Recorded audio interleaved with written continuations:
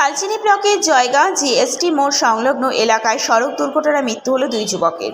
শুক্রবার দুপুর 1টা নাগাদ যুবকদের মৃতদেহ ময়নাতদন্তের জন্য জেলা হাসপাতালে পাঠানো হলেও কালচিনি এবং হাসিমারা পুলিশ।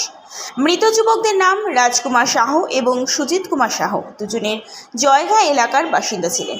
পুলিশ সূত্রে খবর, গতকাল গভীর রাতে দুজনেই মোটরসাইকেল করে পাশাকা থেকে জয়গার দিকে আসছিল। জয়গা জিএসটি মোড় সংলগ্ন এলাকায় নিয়ন্ত্রণ হারিয়ে মোটরসাইকেলটি সড়কের ধারে থাকা একটি ট্রাককে ধাক্কা মেরে দেয়।